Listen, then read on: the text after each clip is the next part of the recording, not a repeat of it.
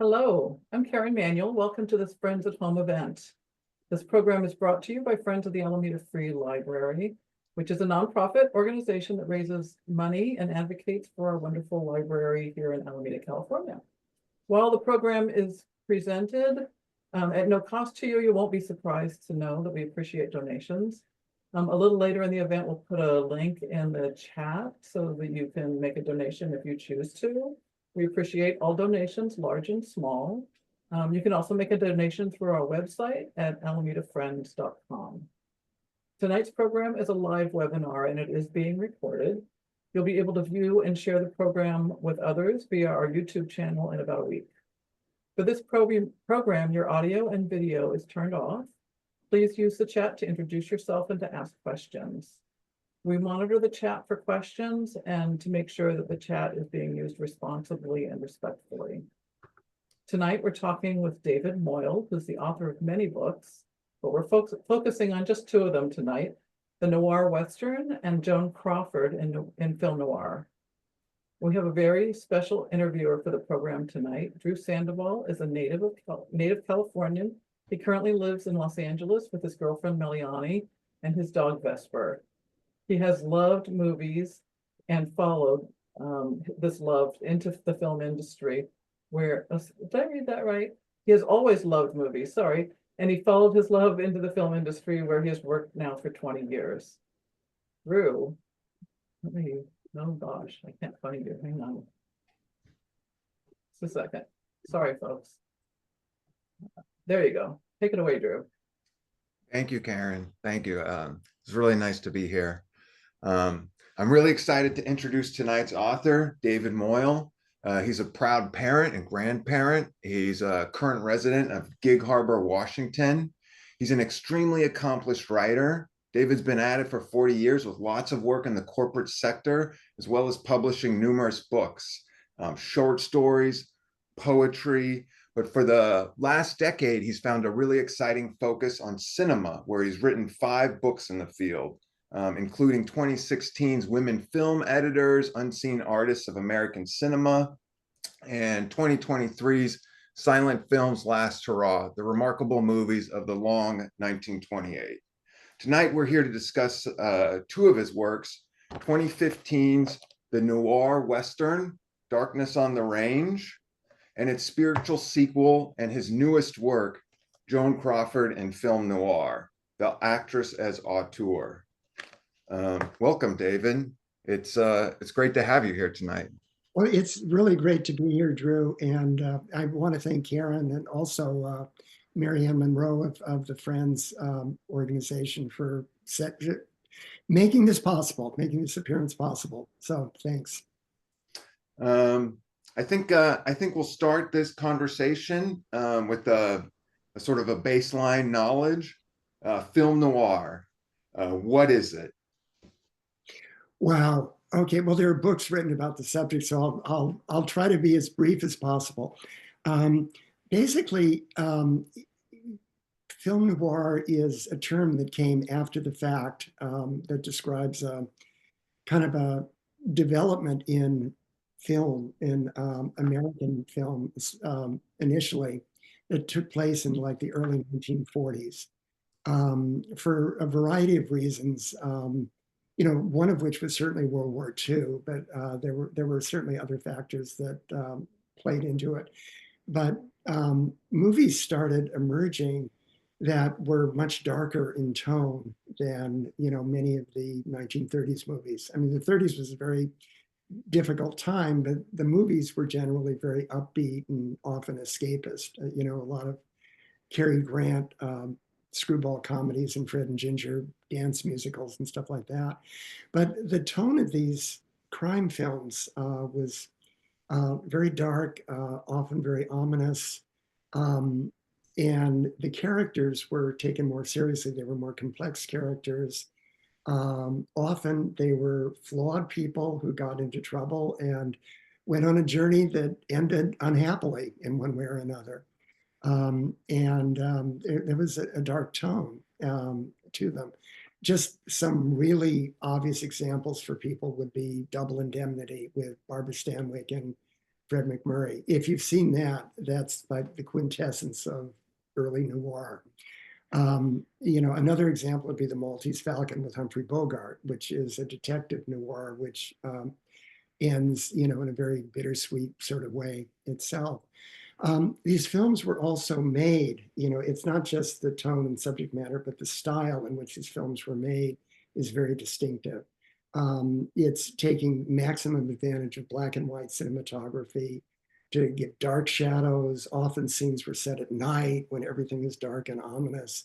The lighting is done in ways to, accentuate good and evil. When you walk into the light, you're having a moment of epiphany, or you're found goodness, or when you walk into the dark, okay, we all know what that means. Anyway, and then also camera angles were, not straightforward. They were often shot in very unusual, kind of disconcerting ways that kind of gave the audience a sense of anxiety. And then there were a lot of other elements to them. Like one is the femme fatale, which, okay, Barbara Stanwyck in Double Indemnity, or Lana Turner in The Postman Always Rings Twice, is this beautiful, seductive woman who lures the main character to do something bad, for sex, money, or both, and and they're often in flashback, set in flashback, which is another way of kind of setting people off kilter. So it became very popular during the war and then after the war, and continued through the 1950s. And one of the things about it is people tend to look at it in a monolithic kind of way. And it's really, film noir went off in a lot of different directions, and one of the things is the noir Western was a lot of the material from like the crime novels, the way they were shot and the way they were filmed and the dark tone and everything like that began to bleed into the Western, which is, almost a seeming contradiction in terms, because before this, the Western had been very simple, very positive, the hardy people conquering the great continent, those sorts of stories. But the Western after the 1940s, became much darker, and literally continues that way today. And then other people put their own imprint on film noir, and we'll talk about more of that with Crawford, because Crawford was someone who really saw each film she made not as just another movie, but as a Joan Crawford vehicle, and she was very careful about how she did it. And so I think she actually advanced the cause of noir and kind of enriched the whole form by bringing just a lot of herself and the type of film that she was interested in doing to it. One last thing is, I think after 1960, the noir form kind of faded out, and then in the 1960s and late 1960s and 70s, and something emerged called neo-noir, which is kind of a more modern version of noir, which is what we live with today. I mean, just movies like Fargo, a lot by the Coen brothers and stuff like that is very, very heavily influenced by noir. It's gone into superhero movies, the Christopher Nolan Batman movies, like The Dark Knight, okay, really noirish in tone. So anyway, that's just a very quick summary of the form, that we're talking about. Yeah, that's pretty good. That's pretty good. Since you brought up Joan Crawford, do you want to read a passage from your book? Should we get that going? We could do that. Sure. Oh, okay. This is from the very beginning of the book. I'll put on my glasses, so if there's glare, please forgive me. But basically, a lot of it is about her career and her real will to succeed in the business. And I'll start, this is from the introduction of the book.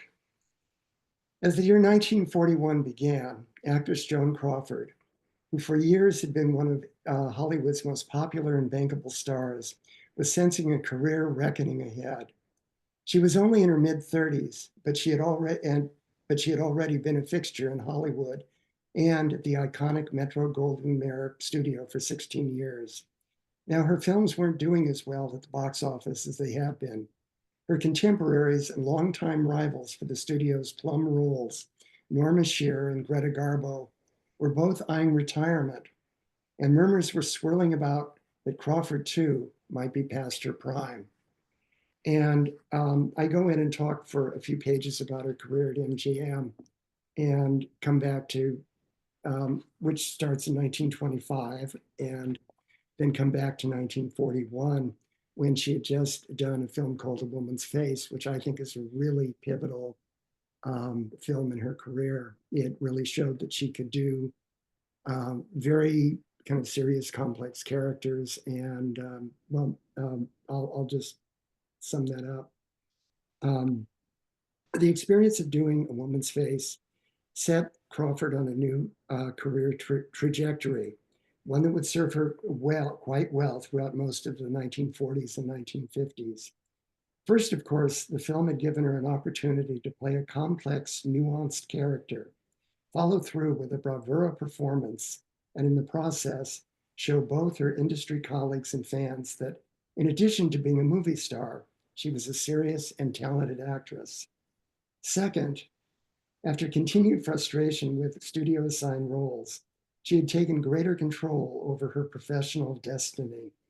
Specifically, she had identified a property with an excellent female lead role, championed the property as the basis for a new film starring, to no one's surprise, Joan Crawford, and then driven the project forward. Without her initiative, determination, and persistence, this film would probably have never been made. Her success at both these tests undoubtedly gave her a greater sense of professional self-worth, and in the future would enable her to advocate more confidently and effectively for her various career interests. Finally, though she had no idea at the time, the film also served as her first foray into the dark, twisted world of what we now call film noir, a world she would regularly contribute to, continuously help reshape, and greatly benefit from for the better part of the next 2 decades. Far from being past her prime, Joan Crawford was just entering it. Okay, that's me.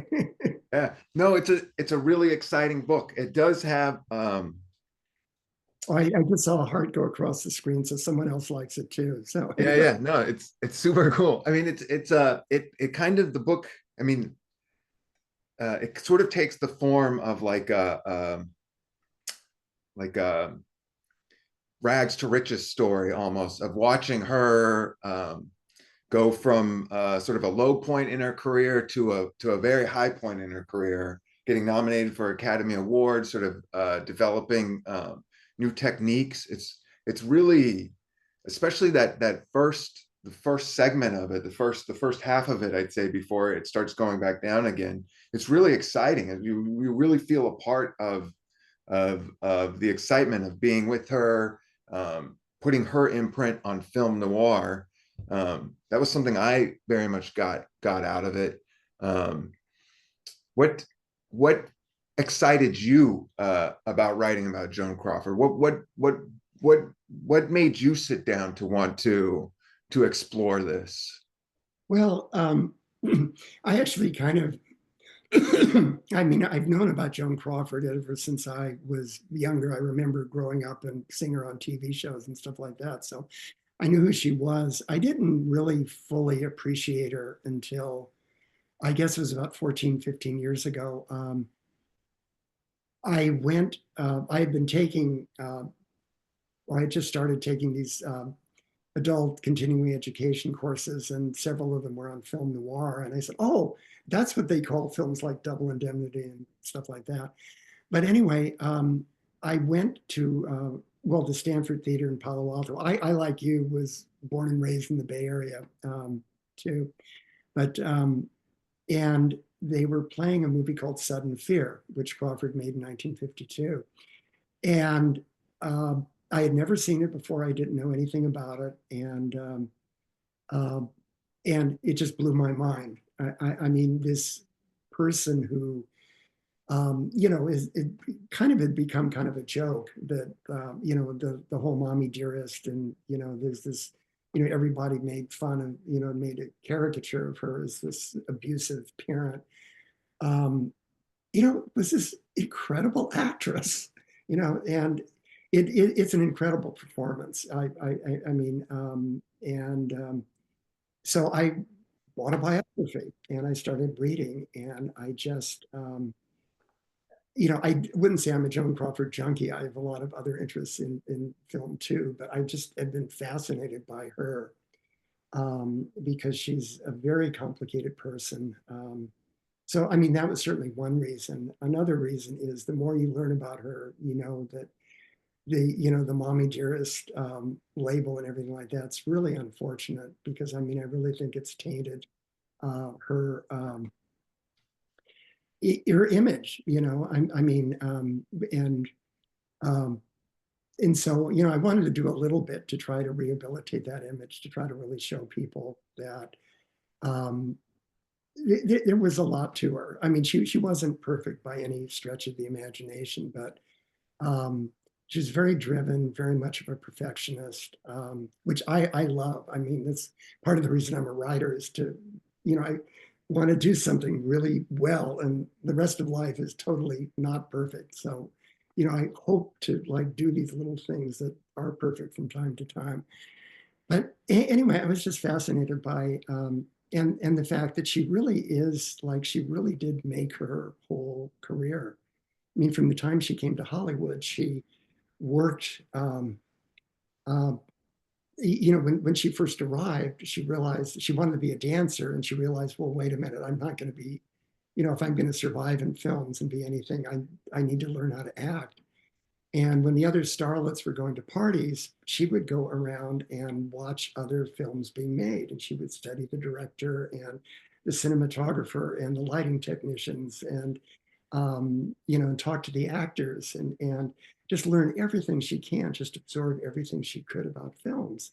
And then by the time you get to like 1941, A Woman's Face, is she actually, you know, picked the property, convinced Louis Mayer to let her do it, got George Cukor to direct the film, the great director George Cukor, and made the whole thing possible. And then literally by the time she's doing Sudden Fear, she's producing. I mean, she's the de facto producer of that film. And she got everyone involved. She cast the actors, and she got the writer, she got Elmer Bernstein to do the music, you know, and just all this stuff. So, you know, that's another reason that I thought, you know, that whole story about her contributions behind the camera, and the whole idea of the auteur is you're really the author of your story. And she, you know, her movies often reflected her life, and that was a very intentional decision on her part. And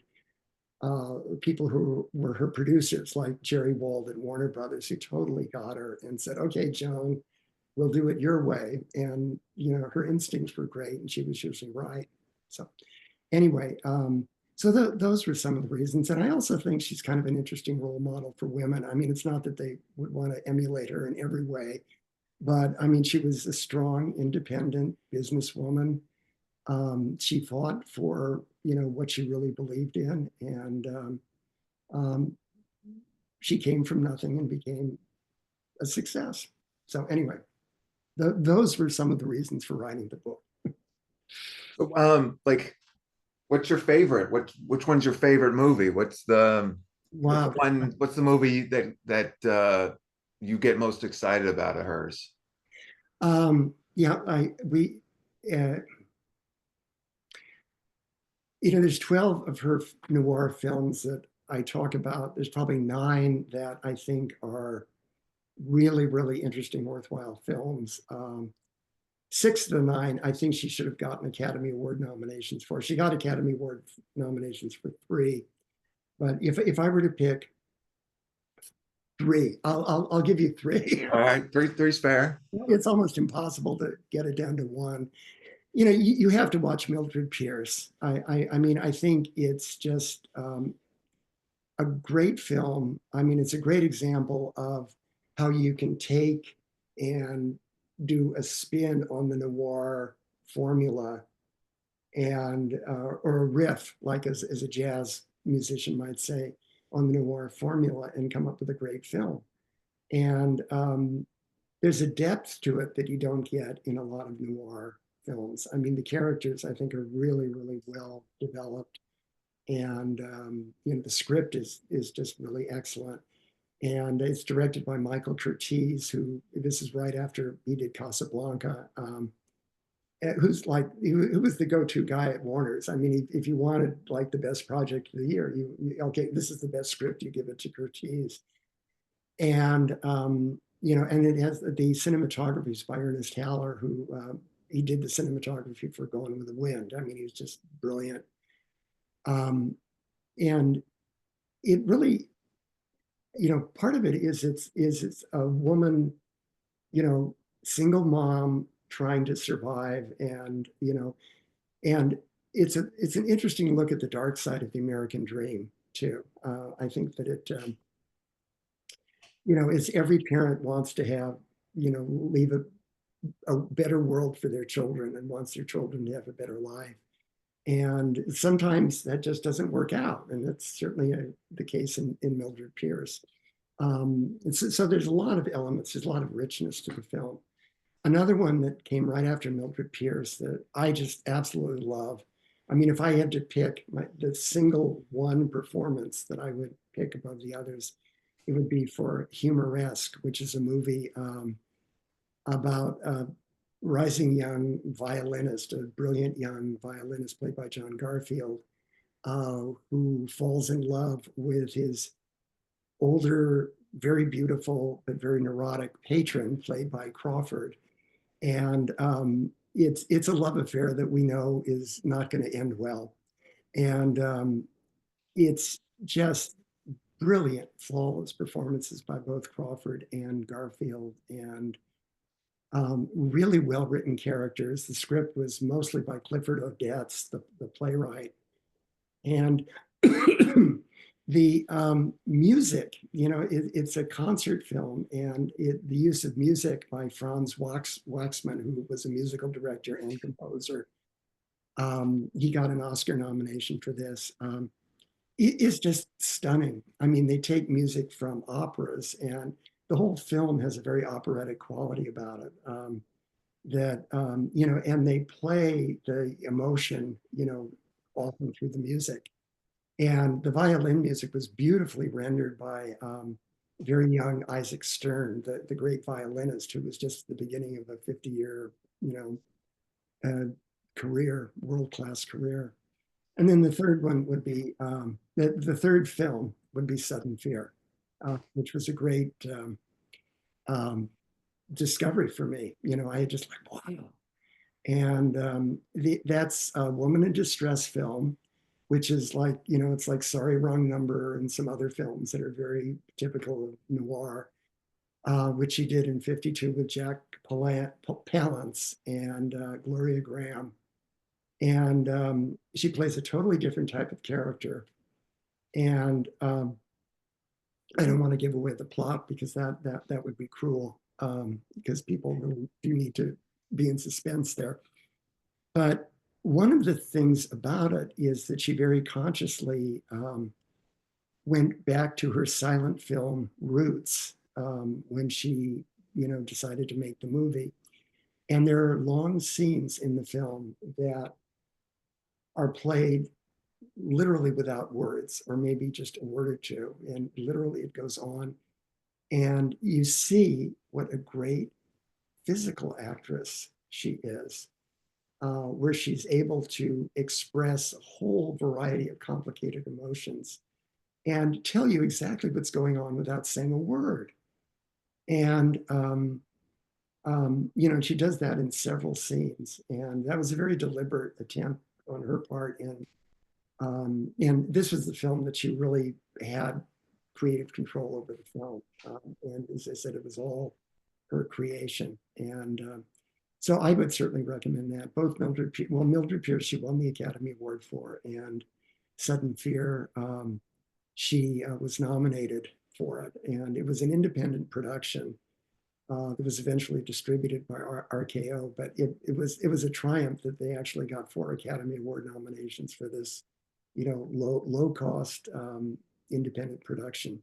So anyway, So Mildred Pierce, humoresque, and sudden fear. yeah, those would be the 3 that if you had to pick 3, those are Yeah. the ones that I'd recommend. All right. So anyway, that's my thing. I could go on about the others. There's several others that I think are just wonderful too. So So my favorite thing about the Joan Crawford and Film Noir, the thing that I most connected with it was you do an excellent job sort of describing the business of film,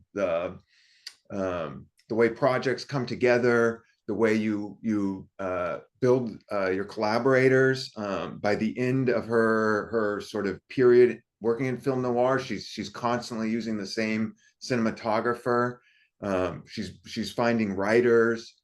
You do it's a very good job sort of explaining how that process works in a way that I've never really seen any other book sort of describe. The finding of stories, the getting production companies and studios involved, the bringing on of key talent to help make these projects, and how it goes year to year to year.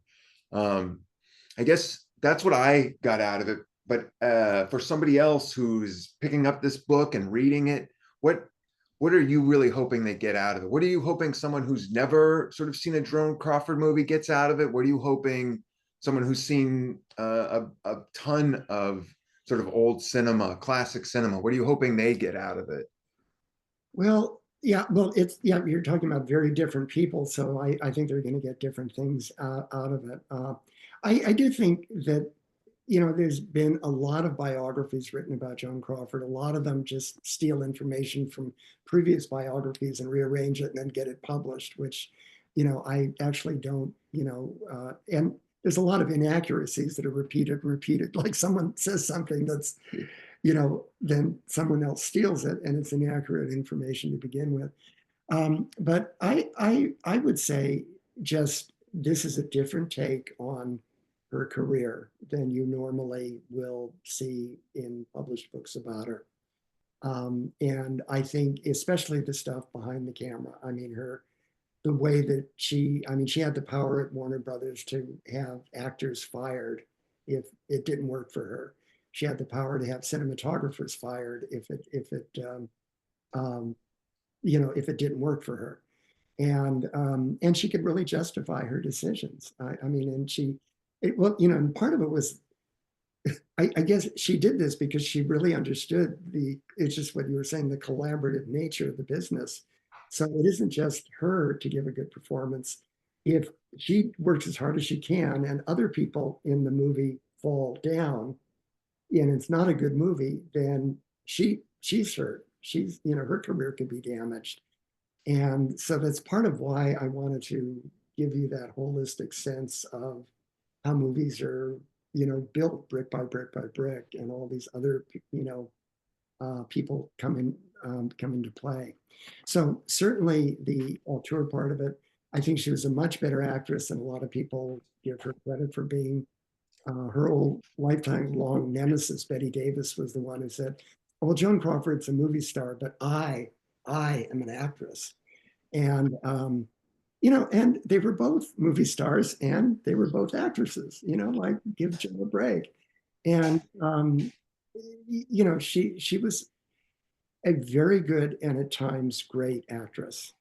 I think toward the end of her career, she pressed too hard, and I think there's some self-consciousness that comes into her acting and stuff like that. But that's long after this period. So, and as I said, I think it's just a great story about someone who really wanted to make something of herself and did. So anyway, I think there are many, many good reasons. for people who aren't that familiar with old movies or film noir, and who are that familiar to read the book. I think it's written in a way that's accessible, and I don't go into a lot of film industry jargon and everything like that. At least when I mention things, I will explain it to people who might not know, what certain little things are like. So anyway, and obviously, as you could probably tell, I have a lot of enthusiasm for the subject, and I think that's reflected in the book. So. Yeah, no, it's a really fun read. I want to move over to the noir western now. Okay. I kind of want to ask just what's your favorite, pick the 3 favorite noir westerns. Wow, yeah, I was well, in the book, well, I wouldn't, that's a very hard one because I picked a range of westerns in the book. A lot of them are my favorite films from certain directors. They were my favorite noirish westerns from various directors. But if I had to stop at a couple, one would be the Oxbow Incident by William Wellman, which it was made a little bit before all the noirish fixtures like the femme fatale and flashback structure and the moody camera work and all that stuff was incorporated into the westerns. But it's just an incredible story, and it's very dark, and it sticks with you. I mean, if anyone's ever read the short story that it's based on, or seen the movie, they would know exactly what I'm talking about. I mean, it's just wonderful acting by Henry Fonda and Dana Andrews, and very dark. It's just a very dark movie, but it's a very powerful movie. And William Wellman is, I think, one of the unsung directors of the era. I mean, I think he's, part of it was he was a really cantankerous character and his own worst PR person, when it probably accounts for his, being underappreciated now. So that's one. And then I end the book with a film that's not traditionally noirish, but it's very dark, and it does have a lot of noir influence on it. It's one of my all-time favorite westerns. Is John Ford's The Man Who Shot Liberty Valance. I mean, I think Ford is, just at the top when you talked about classic era directors. And this is just an incredible film. It's so rich. The characters are so good. The storytelling is so interesting, and it's done. There's just so many noir flourishes. It has the flashback structure. In fact, it has a flashback of a flashback, in the film. Really, really incredible acting performances by John Wayne and Jimmy Stewart and Vera Miles. I think it's just an incredibly underappreciated actress.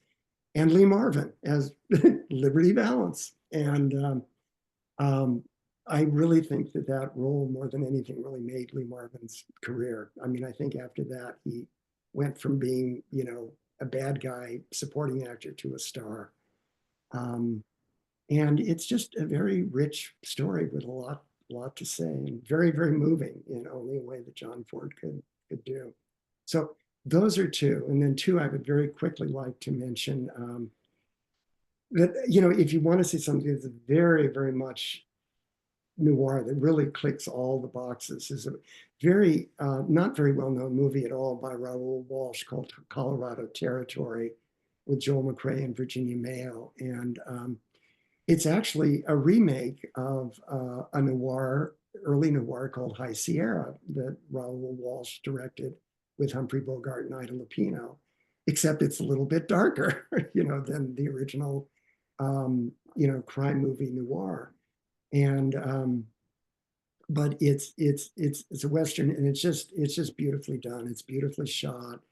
It really goes with a lot of the conventional noir tropes, as they would say.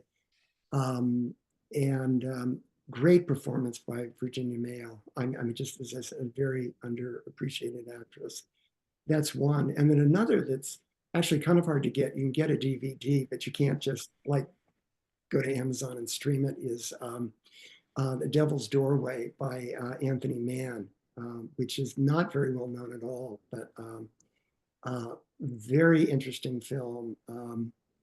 You don't really believe how this thing ends. So I won't say that. But and another one that I do mention, I know I'm talking about more films than I should, but the Naked Spur. I mean, I think that's a really interesting example of Jimmy Stewart looking for more interesting, layered, nuanced roles in his later career and finding a really good one in The Naked Spur. So that's a really good Anthony Mann Western that I would recommend. So anyway, okay, I'll stop All it. right, so William Wellman, Oxbow Incident, John Ford, Man Who Shot Liberty Valance. Right. We did Territory by Raoul Walsh. and Anthony Mann. And then the two Anthony Manns, The Yeah. Devil's Doorway and the Naked Spur.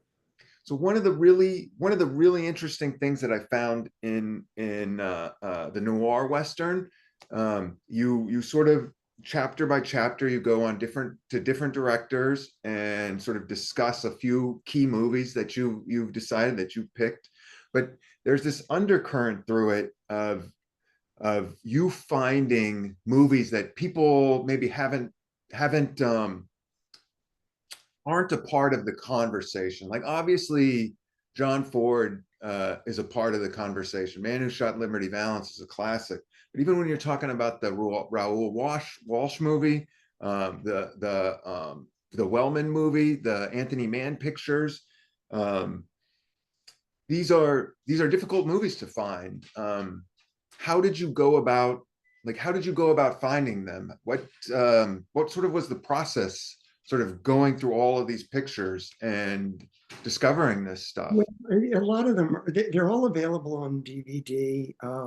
Most of them are available. Like I know the Oxbow Incident, Colorado Territory. These movies you can stream, as well. So they're all available. Like if you can't find it on the streaming service, you can look for a DVD.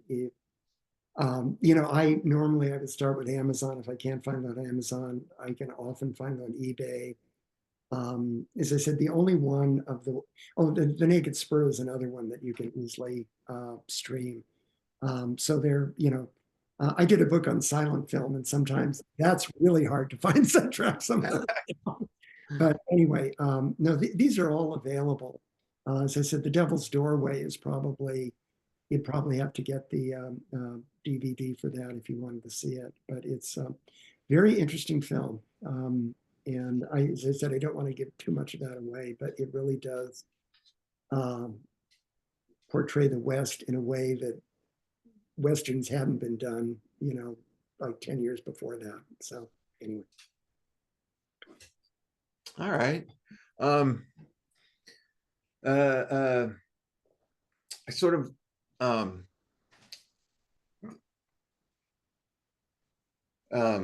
sorry. Just what are you hoping out of the noir Western? Like sort of how are you hoping to change the conversation in for sort of the history of the Western, the history of film? What are you hoping kind of that book does? That book? Well, I have said that I've said this before. I remember I spoke about the noir Western at a couple of places, and the Western is very much like the stories of the Old West. I think are to Americans what, like, say, the Trojan War stories were to the ancient Greeks, or the King Arthur stories were to the British. They're foundation myths, and I think in every era that we live in, we tell these stories, but we tell them in different ways that reflect us and the era that we live in. And I think that, because of World War II, because of, a lot of things that were happening in the world, the Western changed. And that after World War II, the Westerns became much, much darker. The characters became much more complex. I mean, you really did have, um, characters with real neuroses, and they weren't just bad guys; they were really very troubled people. Um, and the issues became a lot more complicated. And so I certainly want people to know that, and also that it really affected the Western. It was interesting during this period, the 40s and 50s, and that these darker Westerns existed side by side with more kind of traditional Westerns that, were more good guys, bad guys sorts of things. But then I think afterwards, the Western really did take a dark turn. I mean, just look at stuff that, is, like the newer Westerns, they call them the revisionist Westerns or subversive Westerns or whatever, like the Wild Bunch, where you have like really brutal stuff. And it's probably more accurate. I mean, unfortunately, it's those types of Westerns are, probably a lot more of an accurate portrayal than, say, a Roy Rogers Western or something like that people would see.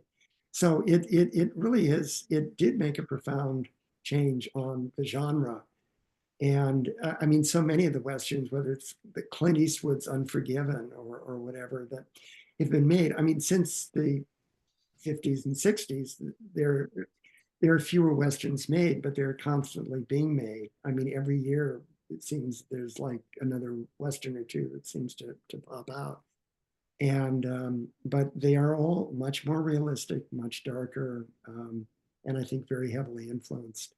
And the HBO series Deadwood, I don't know if anybody had seen that. It was on about 20 years ago on HBO. Is like really, if you want to see dark Western, that's your show. Anyway, so anyway, that's my thing. I really do think it had a profound change on a genre, and who knows how as the world evolves, I think they'll continue to make Westerns, and who knows what kinds of Westerns they will make. So anyway. All right. Yeah, that's great. These books, McFarland Publishing, where can we find them? Where do we find the books? Oh, sure. Well, you can go to McFarland, and I know if you do, I get a few pennies more, and McFarland gets a few pennies more. But it's just for ease in delivery and stuff like that. Amazon, they're available on Amazon. And for people, if you read it and like it, please do a user review. It really does help sales. So please, if you read it and like, if you don't like it, you don't need to write a user review. But if you like it, please do. And also Barnes and Noble, it's available there. And then I do think that Karen has mentioned that Books Inc. has a program where you can get these books as well. So there are several places. It's not in most bookstores, it's just not in, your local neighborhood independent bookstore. But you will find it in, Barnes and Noble, Amazon, McFarland, or as the Printers Inc. Or the Books Inc. program. Okay. Yeah, great. And speaking of Karen, I think she's curated a couple of questions from the audience. I'd like to bring her back on to present those. Thanks. I hope I can answer them. So. We'll see. I'm not going to come on the screen at this moment, but you can hear me. One question is, can you review what the elements of a noir film are that differentiate it from another kind of film? Well, it just a lot of the stuff that I did talk about it. It's very vague. It's like, how do you differentiate jazz from rock music or pop music or different types of stuff? But there are elements that it's certainly very, very dark in tone, very fate oriented. Often characters, will go from rags to riches to ruin, as I mentioned in some of the Joan Crawford movies. They often don't end well. So, and it's a very dark tone, and I'd say that there's some complexity in the characters. They do deal with serious issues that hadn't been done a lot in the 40s, like mental illness, which Crawford does in a wonderful movie, Possessed, and like PTSD. There were a lot of veterans who came home from the war who suffered from that, and that's a factor in them. Then stylistically, uh, there a lot of darkness in the movies. They're black and white movies almost entirely. A lot of darkness in there, a lot of light and darkness interplay in the films. Flashback story structure is frequent. And you have characters who are femme fatales often. And then in a Crawford film, you would have a homme fatale, which is a man who gets the heroine into trouble. That's kind of a riff on, one of the standard elements in it. So anyway, that's a really rough. If you want a good overall book, there's a book on film noir by a man named Foster Hirsch that I think is a good one that is very readable. I mean, sometimes people have very difficult writing styles. They might have a lot to say, but it's hard for other people to understand them. But he has a very, he wrote a book on film noir that I would recommend. What was his name again? His name is Foster Hirsch. He's the writer. He's written about film noir and he's written about neo noir. And it's Foster and then Hirsch. Right. Thank you. Okay, another question. For someone who's new to noir film, what would be your recommendation for the first film they see? Probably Double Indemnity, just because it really did kick off the fad, and it has all the classic elements of noir right there. I mean, there's just a whole bunch. If they're really interested, there's a show on Turner Classic Movies. If they get that on their cable setup, and it's hosted by a guy named Eddie Muller, who bills himself as the czar of noir. But it's an interesting show, and he does interesting intros and conclusions after each show. That's a weekly entry in Turner Classic Movies. That's another place that they can go if they want to kind of learn a little more in a more casual way. Great. Do any of the directors of film noir westerns include interesting female characters in their work? Oh, good question. It's a very male-oriented form. That's why I like, talk about Crawford. Sam Fuller did a movie called 40 Guns with Barbara Stanwyck. Nicholas Ray did a movie called Johnny Guitar with Crawford, which is not one of my favorite. I don't even think it's noir. It's a very kind of arty, a lot of people that it was very irreverent, kind of subversive Western, and some people lump it in with noir. I kind of don't think it works. Veronica Lake is in a really interesting movie called Ramrod, where she really does play a real femme fatale in a Western noir. John Ford has wonderful women characters. The first book I ever wrote was about women in Ford films. And Vera Miles is just a fabulous actress who's in The Searchers, which is a very dark film.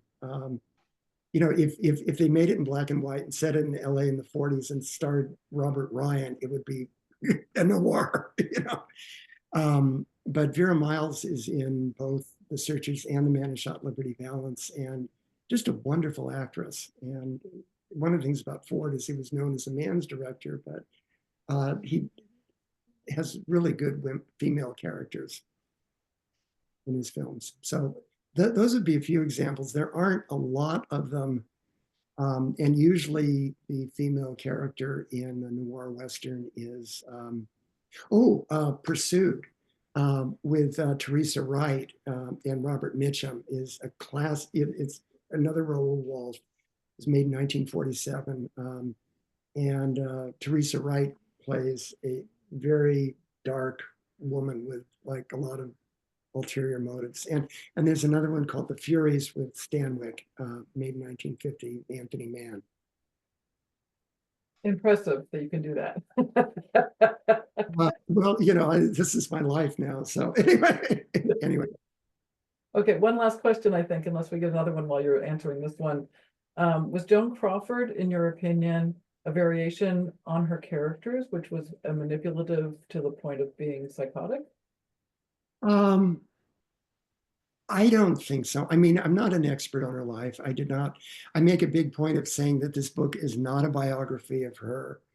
I mean, I don't really believe the mommy dearest myth, about her. I think she was very driven.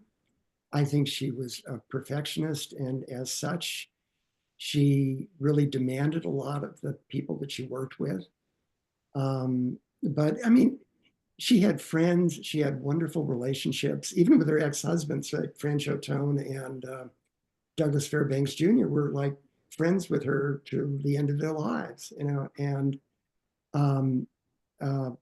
so I don't see her as being a psychotic person. I mean, I think normally um, she could be difficult to work with when she didn't think the production was going well, because I think she felt it could hurt her career. But George Cukor, who I think is one of the most intelligent, interesting, articulate directors of the era, when people said, well, how did you like working with someone difficult like Crawford?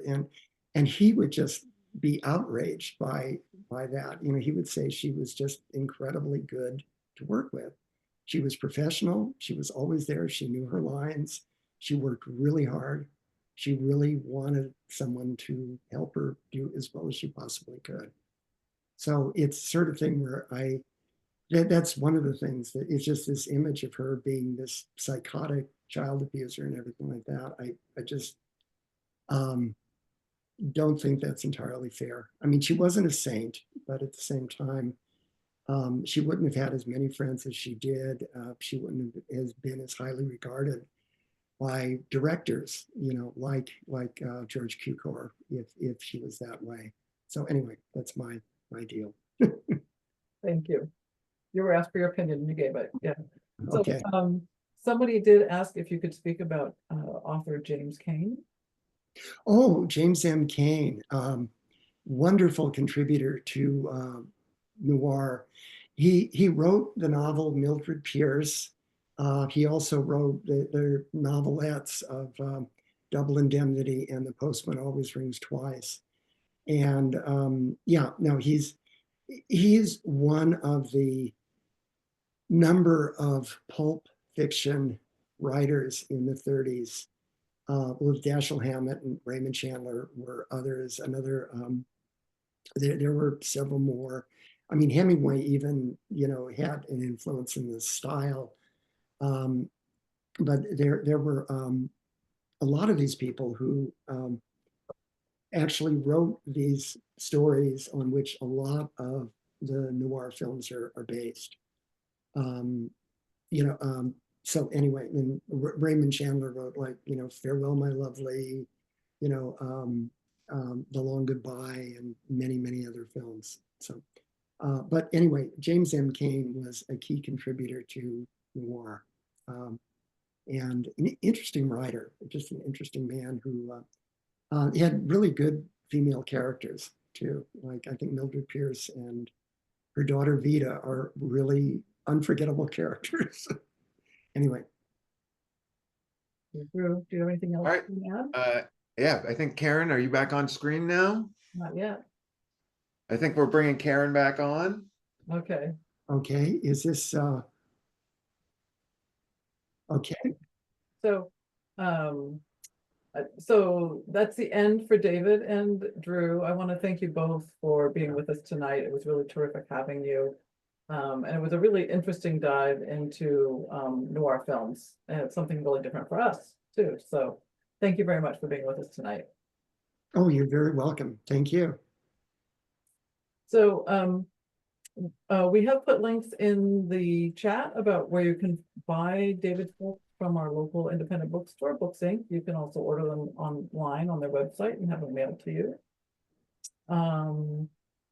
We have many more Friends at Home programs coming up in the next two, just so you're aware of them. On February 12th, we have a program about MacArthur Foundation Award winner Kara Walker and her current installation at San Francisco Museum of Modern Art called Fortuna and the Immortality Garden, a machine in quotation marks.